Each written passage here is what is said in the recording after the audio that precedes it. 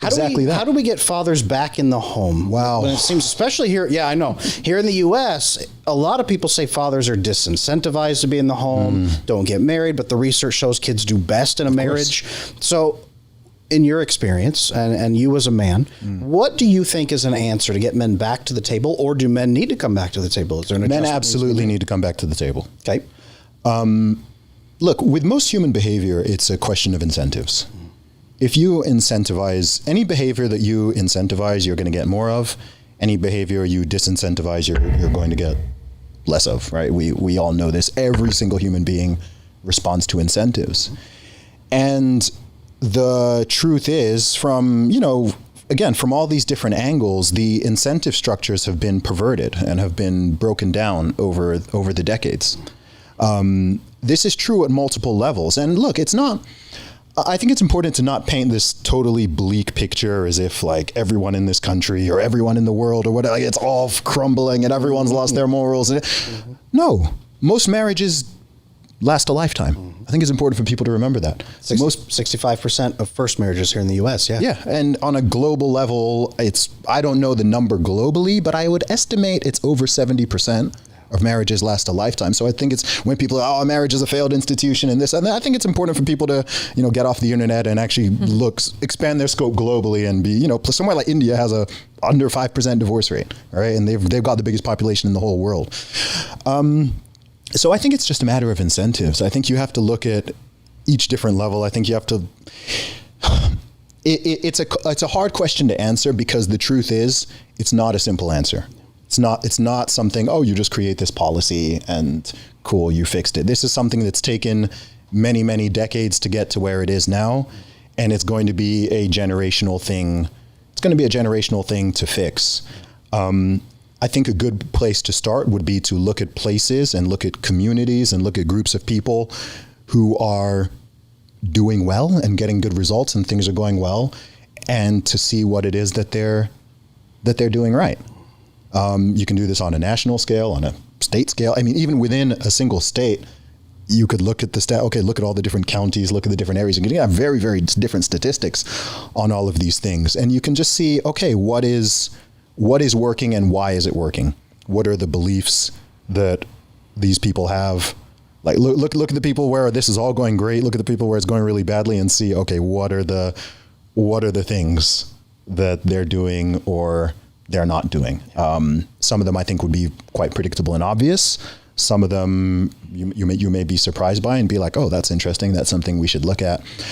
But I think in a single sentence, I think it has to be made cool. To be a father? Yes. Yeah. Everything that is pro-social and is pro-family and we want to encourage of and have more of, it has to be made cooler than the alternatives. Yeah. Because in any group, in any community, in any place, especially when it comes to young people, what they see modeled and what they think is cool or aspirational, you're going to get more of that. If you have a community where it is cooler to go to prison than it is to get a degree, or you have a community where it's cooler for a man to have 5 kids from 5 different women than to have 5 kids from one woman, if that is what's perceived cool, like you're just going to get more of those things, yeah. Right? If people think it's cool to live this degenerate life, then and that's what they see modeled, you get more of it. If you think it actually, the cool thing is to do this. If I look at my own family, I'm blessed to be I'm from a really big family. My dad is one of 11. My mom is one of 7. I've got over 50 first cousins. My family is gigantic, and everyone gets married. Everyone has kids. Everyone does this. It all works. So I'm like, cool. That's what I'm going to do. This is what I was raised in. It's awesome. I love the dynamic. Great. My brothers and sisters, they're all older than me. They're all married. They've all got kids. I'm like, cool. This is what I want to do. That's it. Simple. This is what the book tells me to do. This is what I'm seeing doing. This is what works. Everyone I know who's happiest, truly in contentness, this is the model they've all followed. So I have great visibility of that, but I'm very, very conscious that there are millions of people, sadly, and that number is increasing, who do not. They haven't seen that. So why would we expect them to think that is possible or think that that's the thing to aspire to, whatever, if they themselves haven't seen it. And perhaps if that is not even incentivized in the place and in the community that they are in. How do you incentivize women to empower men then? Or let me ask another question. How do you make it not cool for a woman to make hordes of money online, on the internet, whether it's OnlyFans or YouTube or whatever, and potentially be saving her family from a lifetime of poverty for the next 100 years? Yeah. How is that not cool? Like, how do we have a right to say what is moral and not moral when she is potentially saving a whole village of people? Well, I think we all have a right to say what we believe is moral and what is not moral, firstly. I would also say that the situation you've described, I mean, if you're going to talk OnlyFans, then that's under 1% of the women who are even doing that, that is a realistic story, right?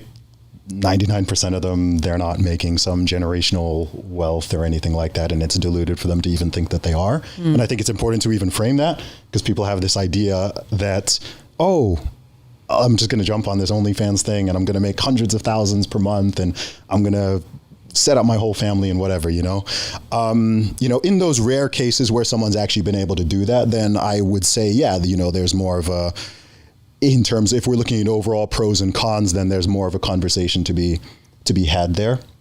But I think that it comes back to, man, I just think it always comes back to the same basic pillars. It comes back to faith. It comes back to family. It comes back to society, culture.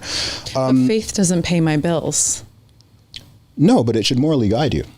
And there's more to life than just money. You have a soul, right? There's a lot of things I could do to make money that are unethical and are immoral and are shady and whatever. And if I'm just like, yeah, well, I'm making money. Yeah, I'm selling drugs or I'm doing this or I'm doing, it's like, and I'm making money. It's like, well, I'm not going to quote scripture right now, but there's more to life than just making money. And I think part of the problem that isn't even obvious is part of a problem, maybe, right? Because so many things for people just come back to, okay, well, that person's getting their money. And it's like, okay, yeah, but, people have always made money in all sorts of ways, ethical, unethical, shady, unshady.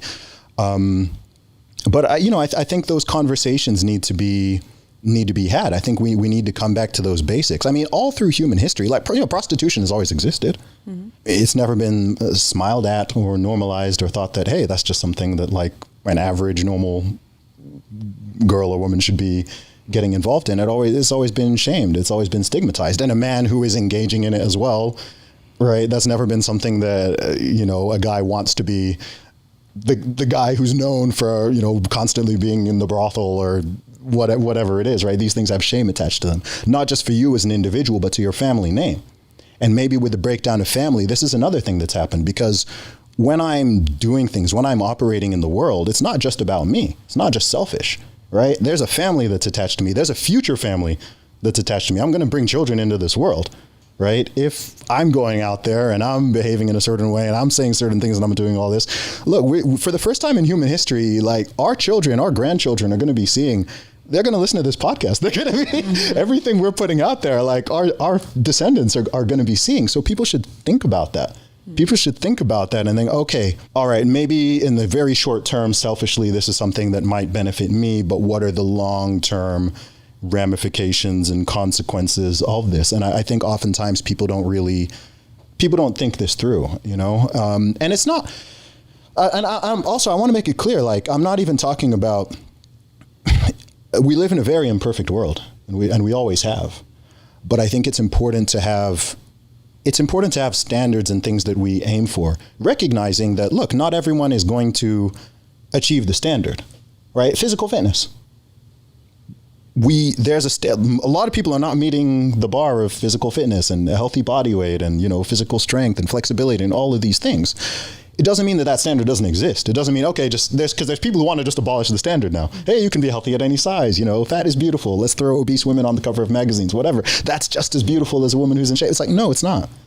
It's not. And it's wrong to promote that because you're lying and it's perverse, and actually you're harming people. If you're going around and preaching to women that, hey, you can be morbidly obese and you're still beautiful and attractive and healthy, you're literally sending them a message that's going to cut their life short.